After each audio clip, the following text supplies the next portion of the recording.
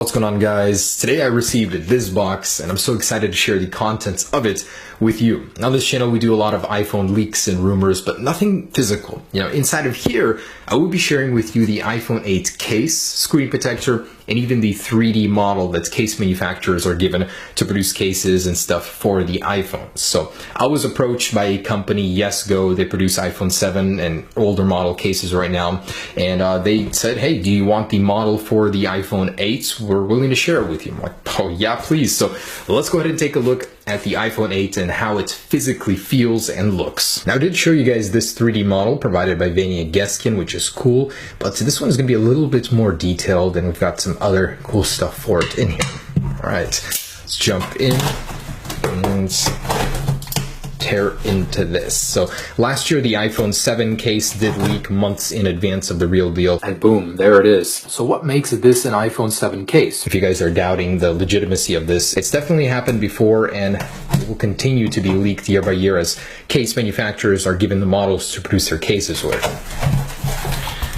All right, and here it is. So these guys are already selling iPhone 8 cases before they're even out, and just so you guys know, they have some pretty cool iPhone cases currently for the 7, 6, and below. So I'll leave links to that down below in the description, but it looks like these are for the 7 Plus. All right, so here it is.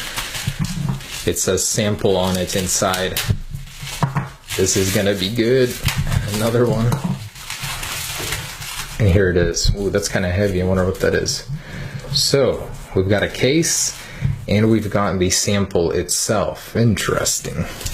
So this is the one I want to see. They actually want me to return it just because of how rare of an item this is. Ooh, wow. This is actually made of metal. That's crazy. Look at that. You got your full display. So this one doesn't account for the cutouts up top, but it does have the buttons on the sides. Wow, that is actually stunning. So an actual metal Apple logo here and a one-to-one camera up top. Holy crap, this thing is actually incredibly detailed. So all of the buttons themselves are chamfered on the edges. The power button is longer, as it was rumored to be, and the placement is a little bit lower. So holding the iPhone 7, it's pretty comfortable. Let's see this one. Ooh, yeah, your finger sits right on it, lands right on it. So it's right there, quite good. Thickness wise, we will definitely need to test the thickness of it, but it feels like a very, very comfortable device to hold. I mean, basically you reach almost all areas of the display. Lots of smudges on the display from me already, but wow, imagine a full display on the front of your phone. Not just a little bit, no bezels. That's crazy. It is a little bit wider though than the iPhone 7, so it's gonna sit a little wider in your hand, but that shouldn't be a problem. On this side, you can see orientation is pretty familiar with the buttons. It's this lens over here that's massive. It's even bigger than the Pluses. So as you can see, it's a little bit taller, a little bit wider. Wow. And the flash sits right in the middle. I'm very curious about how the flash will actually impact the photos. I really hope not negatively. I'm sure Apple will figure that out, but they put the microphone right in there because this will be a glass back on the iPhone, and to put another hole into it for a microphone would not be good for the durability.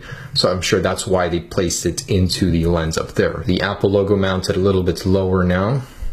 But cool. It feels amazing. It's got a nice heft to it. So this is actually a metal and glass model. I cannot believe they actually shipped me one with this high of quality materials. That looks really cool. So let's go ahead and take a look at the case. Pop it into there, see how it fits.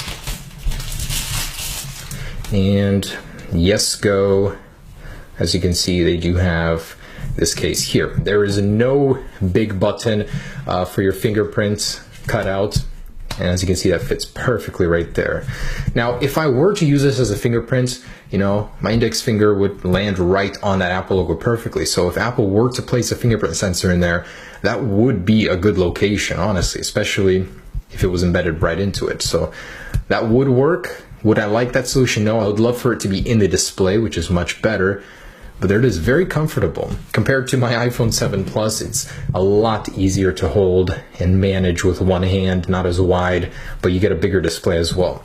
let's go ahead and take a look at those screen protectors. These I personally ordered. They were not provided by the same company, but let's take a look regardless. All right, and here they are. Wow, already off the top, I can see that it's a ridiculously thin bezel. So Apple Decade Edition, wow, look at that. It's indeed a very, very slim bezel going all around with a sensor bar up top. So I wonder how this actually fits onto this model. Is it a one-to-one? Ooh, it is. These are two completely different companies providing this to me, yet they fit perfectly.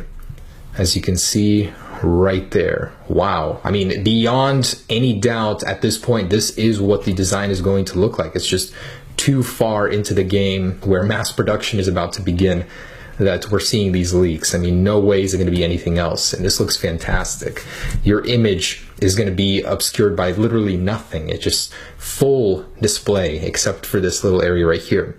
So I'm sure it's going to be two cameras, an iris sensor, and of course your ambient sensor there. And I just want to go ahead and apply a screen protector. I have a white one here too to show you the contrast of the display lines, just how large it is. All right, just applied that.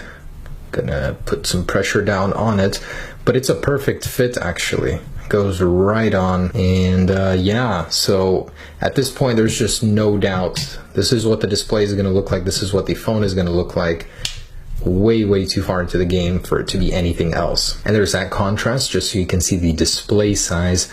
Look at that. It starts all the way at the bottom on the 8, but on the 7 Plus where it starts and where it ends is even taller than the 7 Plus. That's crazy. You get more screen estate, 5.8 inches versus 5.5, yet the form factor of the phone is smaller.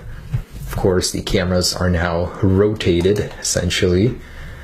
But I gotta say, it looks good. It's definitely growing on me. After holding it in my hand, it's something I could definitely live with. Comfort-wise, it improves upon the iPhone 7 Plus in every single way. Even the power button is more accessible, a little bit easier to press, which is nice. On the bottom, same ports, same speakers, essentially, lightning port. No headphone jack anywhere to be found, unfortunately, for the people that thought it might come back.